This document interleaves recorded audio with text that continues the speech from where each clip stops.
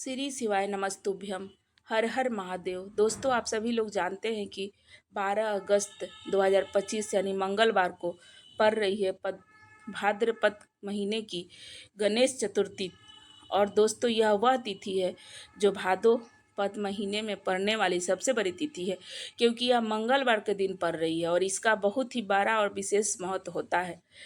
और पूज्य गुरु जी ने कहा है कि अगर कभी भी मौका लग जाए और भाद्रपद महीने की गणेश चतुर्थी मंगलवार को पड़ जाए तो आप लोगों को 11 गेहूं के दाने वाले उपाय को अवश्य करना चाहिए। इन दोनों का संयोग बहुत ही कम आता है। और दोस्तों, पूज्य गुरु जी ने अपनी शिव महापुराण कथा में बताया है कि इस दिन आपको 11 गेहूं के दाने वाले उपाय तो अवश्य करना चाहिए, क्योंकि ऐसा दिन पूरे साल में सिर्फ एक ही बार आता है। और दोस्तों, आप सभी लोग जानते हो कि गणेश चतुर्थी का सबसे बड़ा कोई उपाय है तो वह है 11 गेहूं के दाने वाला उपाय। तो दोस्तों, इस मंगलवार के दिन आप लोगों को इस 11 गेहूं के दाने वाले उपाय को जरूर करना चाहिए। बहुत सारे लोग होंगे जिन लोगों ने इस उपाय को न किया हो, मतलब पूरा साल निकल गया और उन्होंने किसी भी दिन इस गेहूं वाले 11 गेहूं के दाने वाले उपाय को न किया हो, तो आपके पास एक आखिरी मौका है 11 गेहूं के दाने का उपाय 12 अगस्त के दिन करने का।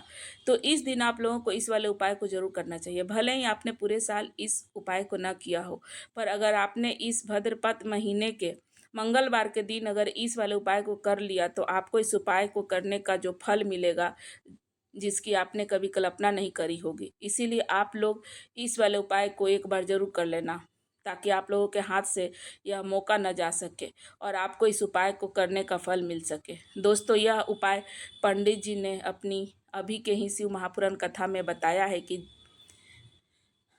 है, जिस उपाय को आज हम आपको बहुत ही अच्छे से समझाने वाले हैं। इस उपाय को देखने के बाद, इस वीडियो को देखने के बाद, इस उपाय को समझने के लिए आपको कोई और वीडियो देखने की जरूरत नहीं पड़ेगी। तो चलिए दोस्तों, उपाय को शुरू करते हैं। देखिए, यह इस भाद्रपद महीने के मंगलवार के दिन यह खास होता है, इतना महत्वपूर्ण होता है कि देखा गया है कि कभी कभी बड़े बड़े पूजा पाठ अनुष्ठान जो मनोकामना पूर्ण नहीं होती, वह इस भाद्रपद महीने के गणेश चतुर्थी के दिन एक छोटे से उपाय करने से ही आपकी मनोकामना पूर्ण हो जाती है। और बहुत सारे लोगों ने इस उपाय को किया भी है और उनको इस उपाय को करने का फल भी जरूर मिला है।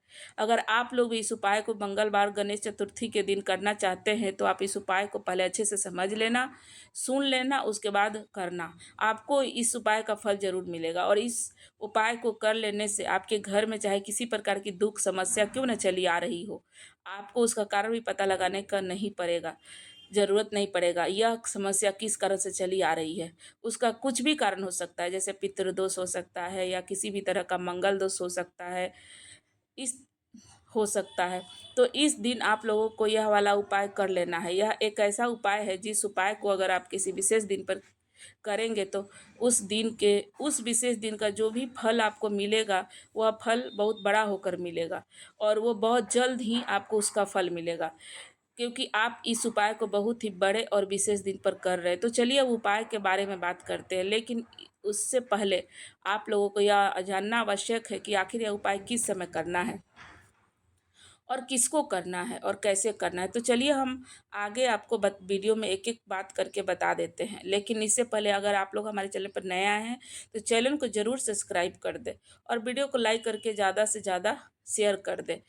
तो देखिए दोस्तों, इस 11 गेहूं के दाने वाले उपाय को हमें मंगलवार के दिन कैसे करना है, किसको करना है, किस समय करना है और कहाँ पे करना है, ये सारे सवालों के जवाब आपको इस वीडियो में मिल जाएंगे।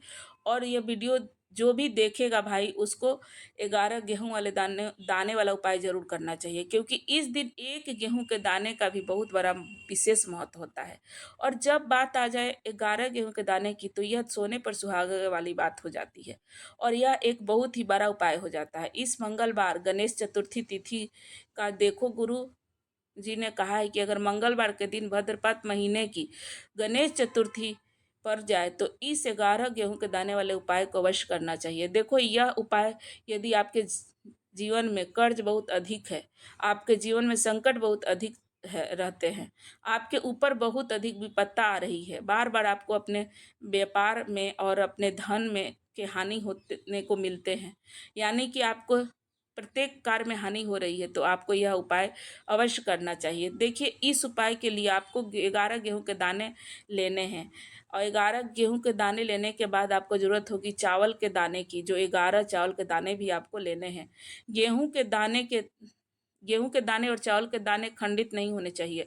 अब आप कहोगे गेहूं कहाँ से लेंगे, तो देखो, आपको किसी भी किराना स्टोर पर गेहूं के दाने आपको आसानी से मिल जाएंगे, जाकर वहां से आप ले लेना। ठीक है, 11 गेहूं के दाना और 11 चावल के दाने लेने हैं। साथ ही साथ आपको एक तांबे का लोटा लेना है, और उस तांबे के लोटे में आपको जल भरना है। जल आपका खुद के घर का होना चाहिए, मंदिर का नहीं होगा। अब आप यह सब सामग्री लेकर पहुंच जाएंगे महादेव के शिवलिंग के पास। शाम के समय का टाइम प्रदोष काल है, तो देखो, जब आप यह उपाय कर रहे हो तो आपका फेस उत्तर दिशा में होना चाहिए, डायरेक्ट। और अब आपको जो मैं आपको अब क्रम बताने जा रही हूँ, उस क्रम में आपको बहुत ध्यान से सुनिए। महादेव को अगर कोई सबसे प्रिय है ना, तो उनकी वो छोटी बेटी है, जिसका नाम, पुत्री का नाम है अशोक सुंदरी। तो जो आपके पास के में चावल के 11 दाने हैं, उन चावल के 11 दाने को माता अशोक सुंदरी के स्थान पर आपको अपना नाम, गोत्र बोलते हुए समर्पित कर देना है। और जब और चावल के दाने को रखने के बाद में जो आपके पास तांबे का लोटा है ना, उस तांबे के लोटे को कहीं और पर भी हम जल नहीं चढ़ानेंगे, सिर्फ और सिर्फ माता पार्वती को हस्त कमल पर आपको दिख रहा होगा, वहीं पर गोल गोल करके आपको समर्पित करना है उसी जल को, और कहीं नहीं आपको जल को समर्पित करना है। तो माता अशोक सुंदरी के स्थान पर आपको शिवलिंग के ऊपर सिर्फ आपको यह गोल गोल करके जलधारी पर आपको उस जल को समर्पित करना है। अब आपके पास से बचे हुए हैं अब आपके पास बचे हुए हैं 11 गेहूं के दाने, और 11 गेहूं के दाने को आपको अपनी मनोकामना, अपने विशेष कहते हुए महादेव के शिवलिंग के ऊपर, अगर आप भौ प्रदोष काल में समर्पित कर देते हैं, तो आपको जो भी मनोकामना होगी वो भी विश्व पूरी होगी, महादेव पूरी कर देंगे। अन्न को समर्पित करने से महादेव बहुत खुश हो जाते हैं, खासकर गेहूं को समर्पित करने से हमारी इच्छाएं पूरी होती है। अगर आप लोग इस मंगलवार को प्रदोष काल में समर्पित कर देते हैं, तो आपको जो भी मनोकामना होगी, जो भी विश होगी, जो महादेव जी जरूर पूरा करेंगे। अन्न को समर्पित करने से, उस खासकर गेहूं के दाने को समर्पित करने से हमारी इच्छाएं पूरी होती है। और अगर वह दिन गणेश चतुर्थी का दिन हो, तब तो इससे सुंदर संयोग कुछ हो ही नहीं सकता। आपकी इच्छाओं को पूरा करने के लिए बहुत स्पेशल, बहुत प्यारा सा उपाय आप सभी को मैंने बताया है, इसे आप लोग को जरूर करना होगा। और अब ध्यान में रखिए, यह उपाय प्रदोष काल में करना है। पूज्य गुरु जी ने कहा है कि यह उपाय सुबह में नहीं करना है, प्रदोष काल में शाम के समय भगवान शिवलिंग के पास 33 कोटि देवी देवताओं का वास होता है। तो अगर आप शिवलिंग के सामने कुछ भी उपाय करते हैं, तो हमारे सभी देवी देवता हमसे खुश हो जाते हैं। यह उपाय आपको अवश्य करना चाहिए। देखो, सुबह के टाइम नहीं करना है, इस बात का विशेष ध्यान दे। और इस उपाय को आपको करना है एकदम शाम को प्रदोष काल के समय में, बस इस बात को हमेशा ध्यान दें। ठीक है, तो देखिए, अब आप सभी जानते हैं कि हरि विष्णु जी को जो है ना, वो तुलसी दल बहुत पसंद है, सबसे प्रिय है। तो बिना तुलसी माता के श्री हरि विष्णु का श्री हरि विष्णु अधूरे हैं, और बिना तुलसी पत्ता के श्री हरि विष्णु का भोग अधूरा है। अब श्री हरि विष्णु को प्रसन्न करके आप अपनी किसी भी मनोकामना को पूर्ण कर सकते हैं, क्योंकि श्री हरि विष्णु प्रसन्न होंगे तो आपकी कोई भी विश और इच्छा अधूरी नहीं मानी जाएगी, और आपकी अधूरी जो भी इच्छा होगी सब पूरी होगी। क्योंकि आपको तुलसी के 5 पत्ते लेने हैं, और यह 5 तुलसी के पत्ते जो आपने लिए हैं, यह 5 तुलसी के पत्ते आपको श्री हरि विष्णु को अर्पित करने हैं अपने घर के मंदिर में। ठीक है, ऐसा आपको करना है।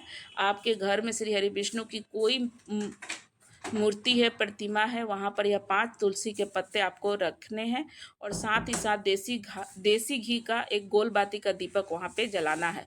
ओम नमः भगवते वासुदेवाय बोलते हुए इस मंत्र का आपको 11 बार जाप कर लेना है। देखो यह मंत्र कौन सा है, ओम नमः भगवते वासुदेवाय। इस तरह से आप अपने विश को पूरा करके, अपने मनोकामना को पूरा करके, अपनी इच्छा को पूर्ति के लिए ये उपाय कर सकते हैं। आशा करती हूँ कि आपको हमारा ये वीडियो पसंद आया होगा, तो लाइक कर दे और चैनल को सब्सक्राइब कर दे। धन्यवाद।